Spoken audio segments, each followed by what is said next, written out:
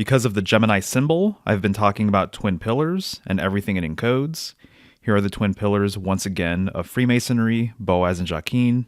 And then here, what we have is the Grand Hailing Sign of Distress, which is a Freemasonic arm gesture. And this arm gesture is used to alert other Freemasons if you're in distress, if you're in a dire situation. Hopefully a fellow brother will notice and they'll come to your aid and assistance. The thing I'd like to point out, though, is that it looks very much like the twin pillars of Gemini, which corresponds with and rules the arms. And this arm gesture is used and can be seen in some pretty interesting places. Here's a referee making the same arm gesture. I think it's very interesting that they wear vertical striped uniforms, which reminds me quite a bit of these pillars as well.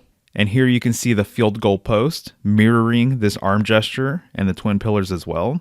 Once again, these twin pillars represent a gateway or doorway of sorts. So of course it would make sense that the football would go right through them. In Egypt, this arm gesture was known as the Ka, and the Ka has many different interpretations, but there's one that I would like to talk about, and it's this idea that we all have a spiritual double. Here you can see two embedded Ka symbols above this figure's head.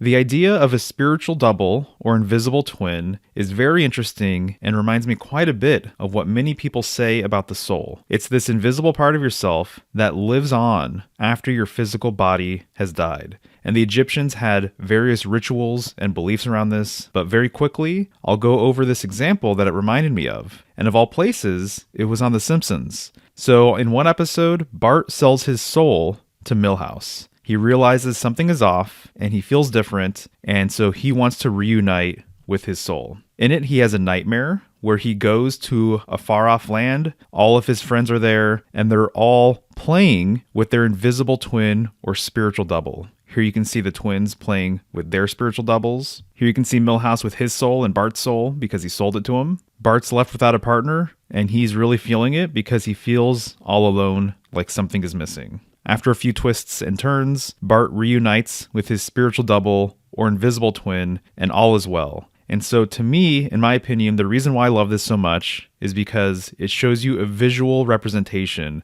of your invisible twin or double. This is perhaps one of the most helpful, practical things you can take away from Gemini symbolism. I believe Gemini is speaking to the relationship we have with ourselves.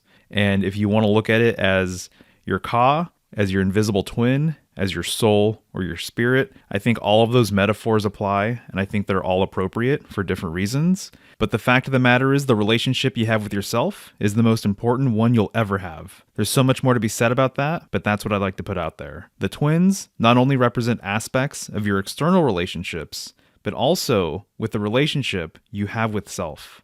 This is the person you see when you look in the mirror, and the one you have to face on a daily basis. And as they say, if you know yourself, you'll know the universe. As always, I'd love to know what you think. Thanks.